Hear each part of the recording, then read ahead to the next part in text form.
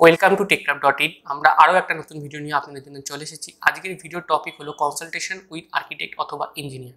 তো আজকের এই ভিডিওটি আমাদের পূর্ববর্তী ভিডিওটিতে যে আমরা step by step construction process নিয়ে আলোচনা করেছিলাম, সেখানে সর্বপ্রথম যে পয়েন্টটা আমরা মেনশন করেছিলাম সেটা ছিল কনসালটেশন উইথ আর্কিটেক্ট অথবা ইঞ্জিনিয়ার। তো সেটা নিয়ে আজকে আমরা ডিসকাস করব এবং একটা ভিডিও দেখাবো বা একটা কনসালটেশন দেখাবো আর্কিটেক্ট এবং ক্লায়েন্টের মধ্যে, এবং ক্লায়েন্টে কিন্তু কনফিউজ ক্লায়েন্ট, সেটাও লক্ষ্য করতে হবে। তো আমরা নর্মালি একটা ক্লায়েন্টের মধ্যে বা ক্লায়েন্ট কী চাইছে তার বিল্ডিং কনস্ট্রাকশন করতে গেলে সেগুলো আগে অবজার্ভ করি তার সাথে কথা বলার মাধ্যমে। তো সেগুলো লক্ষ্য করার জন্য আমরা কিছু পয়েন্টস ফলো করি, 6টা পয়েন্ট ফলো করে থাকি। তার মধ্যে সর্বপ্রথম যে পয়েন্টটা ফলো করে থাকি, সে কীরকম টাইপের বাড়ি সে নির্মাণ করতে চাইছে। এরপরে যেটা আমরা ফলো করে থাকি সেটা হচ্ছে তার লোকেশনটা কোথায়, তার যে ল্যান্ড বা প্রপার্টিটার লোকেশন কোথায়, কীরকম জায়গায়, খুব কনজেস্টেড না নর্মাল গ্রামীণ এলাকায় বা গ্রাম্য এলাকায়, সেটা আমরা লক্ষ্য করে থাকি। তারপর হচ্ছে ক্লায়েন্টের ইনভেস্টমেন্ট অপরচুনিটি কী আছে, সে ক্লায়েন্ট কী বিজনেস করছে, কী সার্ভিস করছে এবং সে কী পারপাসে ইনভেস্ট করতে চাইছে, সেটা আমরা লক্ষ্য করি। তারপরে যেটা পয়েন্ট আমরা লক্ষ্য করে থাকি সেটা হচ্ছে বাজেট। ক্লায়েন্টের বাজেট কত টাকা থাকে সেটা আমরা লক্ষ্য করি। এবার নর্মালি বাজেট যখন আমরা জানতে পেরে যাই, তখন হাউসের সাইজটাও কিন্তু আমাদের কাছে নর্মালি একটা আইডিয়া চলে আসে যে এত টাকা বাজেট, তার মানে এত স্কোয়ার ফিট বা এত এরিয়ার মধ্যে উনি বাড়ি নির্মাণ করবেন।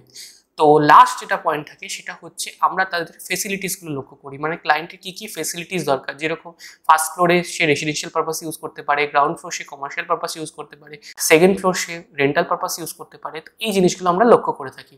তো আর দেরি না করে ডাইরেক্ট আমরা একটা কনসালটেশনে চলে যাচ্ছি, যেখানে একজন আর্কিটেক্ট একজন কনফিউজড ক্লায়েন্টকে হ্যান্ডেল করছে কীভাবে, সেটা একটু দেখুন। নমস্কার স্যার, আমি আসলে একটা বাড়ি তৈরি করতে চাই, ওই জন্যই আজ আপনার কাছে আসা।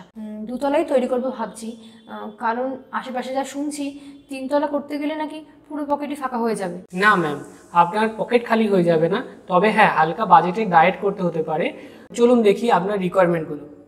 আচ্ছা, নিচতলা একটা গ্যারেজ চাইছি, কিন্তু যদি ওটা পরে যদি মনে করি অফিস হিসাবে ব্যবহার করব, সেটা কি সম্ভব? আর যদি অফিস না হয় তাহলে কি দোকান করে যদি, তাহলে সেটাও কি সম্ভব? তাহলে আমরা নিচতলা রাখি মাল্টিপারপাস রুম, আজ গ্যারেজ, কাল পার্কিং, পরশু দোকান। চমৎকার, খুব খুব খুব ভালো একটা আইডিয়া স্যার। আসলে আমি নিজে একটা ভীষণই ফ্লেক্সিবল মানুষ, আর আমার বাড়িটা যদি এরকম একটু ফ্লেক্সিবল হয় তাহলে তো ভীষণই ভালো হয়। তাহলে নিচটা মাল্টিপারপাস এরিয়া, উপরটা বসবাসের জন্য কটা রুম চাইছেন?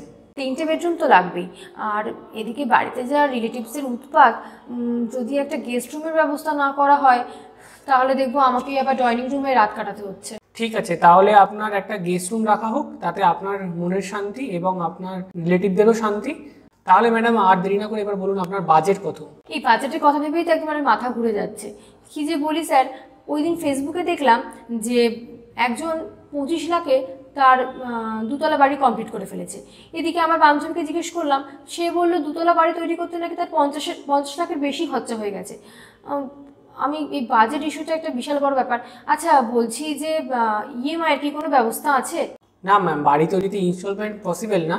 আপনি একটা প্রসেসে আপনি ইনস্টলমেন্ট নিতে পারেন, সেটা হচ্ছে ব্যাংক থেকে আপনি লোন করিয়ে সেটা আপনি ইনস্টলমেন্টে টাকাটা চোকাতে পারেন। এছাড়া আমরা আপনাকে step by step process wise আপনাকে পেমেন্ট শিডিউল করে দেবো এবং কাজের ফ্লো চার্ট করে দেবো। সেটা ধরে যদি আপনি কাজ করেন তাহলে আপনার কাজের কোনো প্রবলেম হবে না এবং আমাদেরও কোনো হেডেক হবে না।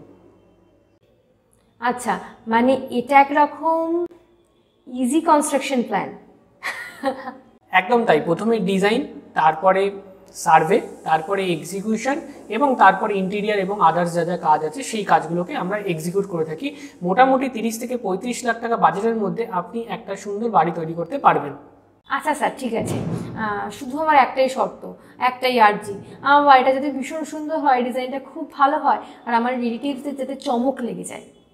চিন্তা নেই ম্যাডাম, আপনার বাড়িটা আমরা সেরকমভাবেই ডিজাইন করব যাতে আপনার পাড়া প্রতিবেশী এবং আপনার রিলেটিভরা একদম চমকে যায় এবং আদার্স দূর থেকে অনেক লোকেরা যাতে এসে দেখে আপনার বাড়িটার সম্বন্ধে আরও ভালো কিছু কমেন্ট পাস করতে পারে, সেই রকমভাবেই আমরা আপনার বাড়িটাকে ডিজাইন করব।